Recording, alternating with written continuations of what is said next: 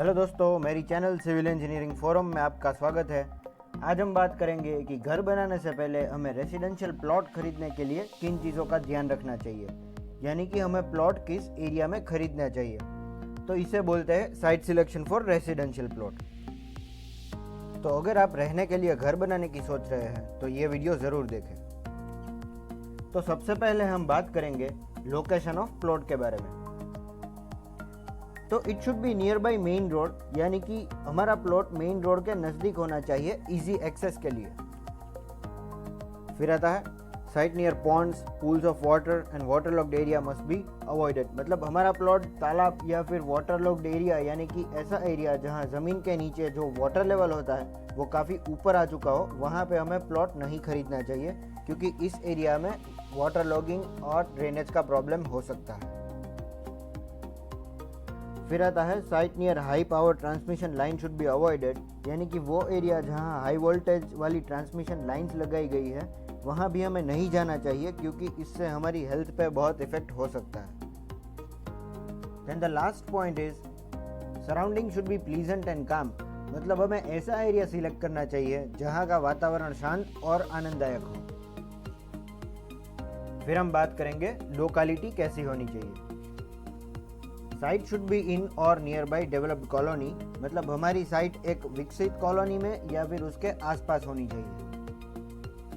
Then friendly neighbourhood same as your standard of living, मतलब हमारा पड़ोस फ्रेंडली और जिनका जीवन स्तर हमारे जैसा हो वहीं पे हमें रहना चाहिए। फिर बात करते हैं हम फैसिलिटीज यानी कि सुविधाओं के बारे में।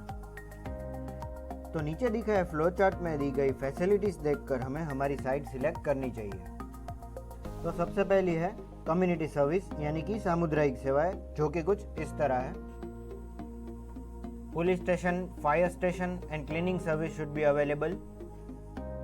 देन यूटिलिटी सर्विस, यानी कि उपयोगिता सेवाएं जैसे water supply, gas supply, electricity और telephone lines. Then after amenities जैसे school, college, hospital, shops and malls should be available, यानी ये सभी फैसिलिटीज़ आसपास में अवेलेबल रहनी चाहिए। देन ट्रांसपोर्टेशन सर्विस जैसे कि मास ट्रांसपोर्टेशन यानी बस की सेवाएं, टैक्सी और ऑटो रिक्शा भी अवेलेबल रहनी चाहिए।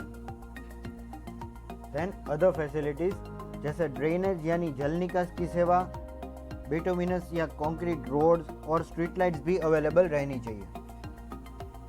तो इसके बाद हम बात करेंगे shape and orientation of plot, यानी कि आकार और अभिविन्यास के बारे में।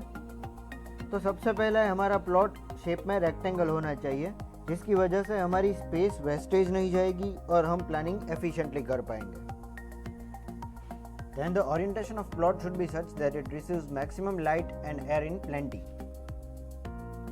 मतलब प्लॉट को जिस तरह से ओरिएंट होना चाहिए जिसकी वजह से लाइट और वेंटिलेशन नेचुरली बना रहे। South facing plot should be avoided according to vastu, मतलब वास्तुशास्त्र के हिसाब से अगर हमारे प्लॉट का फेसिंग दक्षिण की तरफ है तो वो प्लॉट हमें नहीं खरीदना चाहिए। Then government laws, site with desired building bylaws should be preferred. तो इसका मतलब है कि एरिया के हिसाब से गवर्नमेंट के कुछ नियम होते हैं जो कि हमें प्लॉट खरीदने से पहले देख लेने चाहिए, जिसे बोलते हैं बिल्डिंग बायलॉज।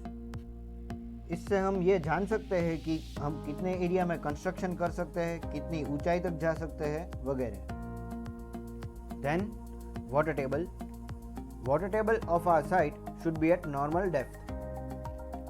तो हम जहां प्लॉट खरीद रहे हैं वहां का वाटर टेबल यानी कि अंडरग्राउंड पानी का लेवल नॉर्मल डेप्थ पे होना चाहिए। तो दोस्तों ये थे कुछ पॉइंट्स जो हमें site selection for a residential plot के लिए ध्यान रखने पड़ते हैं।